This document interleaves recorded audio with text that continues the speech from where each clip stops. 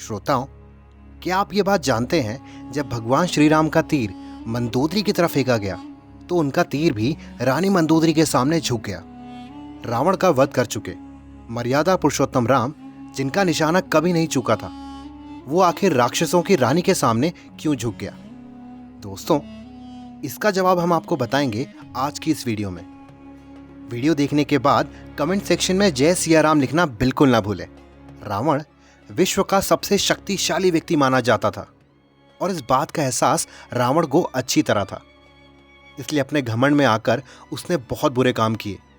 लेकिन दोस्तों, बुरे काम का नतीजा हमेशा बुरा ही होता है।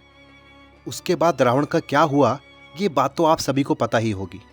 रावण की मृत्यु की खबर मिलने के बाद रानी मंदोदरी गुस्से से आग बबूला हो गई।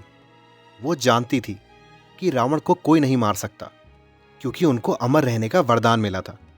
लेकिन मंदोदरी के पिता राजा मंदोदर ने मंदोदरी को भड़काया कि रावण को धोखे से मारा गया है और छल कपट करके राम ने उनका सुहाग उजाड़ा है। ये बात सुनते ही रानी मंदोदरी राम जी का वध करने की ठान लेती है। मंदोदरी की घोर तपस्या से उन्हें एक वरदान मिला था, जिसके चलते वह किसी भी एक देवी देवता को मार सकती थी। उनकी पतिव्रता शक्ति और क्रोध से पूरी धरती हिल जाती है और यहाँ तक कि देवी देवता भी परेशान हो जाते हैं। गुस्से में राम जी की तरफ भड़कती हुई मंदोदरी को देखकर हनुमान जी भी घबरा जाते हैं। फिर तभी उन्हें एक उपाय सूझता है, जिससे वो मंदोदरी का गुस्सा शांत हो पाए और वो श्री राम जी को कुछ ना करे। वो श्री राम जी से उनका एक तीर मांगते हैं और रानी मंदोदरी की तरफ फेंक देते हैं। जब सब हनुमान जी की इस हरकत को देखते हैं तो बहुत हैरान हो जाते हैं कि रानी मंदोदरी, जो पहले से ही इतने ज्यादा क्रोध में हैं, हनुमान जी की इस हरकत के बाद और ज्यादा क्रोधित हो जाएंगी। वहां मौजूद किसी भी देवी देवता को ये बात समझ में नहीं आती कि आखिर हनुमान जी रानी मंदोदरी के ऊपर कैसे सीधा प्रहार कर रहे हैं, वो भी राम जी के तीर से। तभी उनका तीर मंदोदरी के सामने आकर मुड़ जाता है और वहीं रुक जाता है।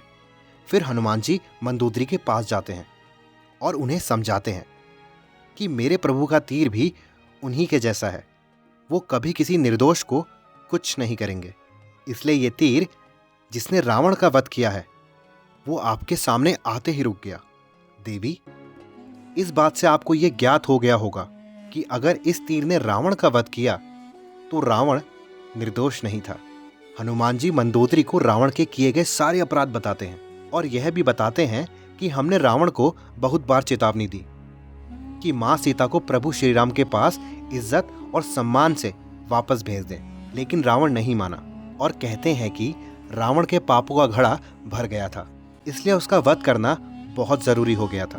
तभी मंदोदरी की नजर अपनी परछाई पर पड़ती है और वो देखती है कि प्रभु श्री राम मंदोदरी की परछाई तक से दूर थे और नजर झुकाकर खड़े थे, जिससे मंदोदरी को यह एहसास होता है कि राम जी को मर्यादा पुरुषोत्तम क्यों कहा जाता है। फिर वह प्रभु श्री राम से माफी मांगती है और वहां से लंका वापस लौट जाती है।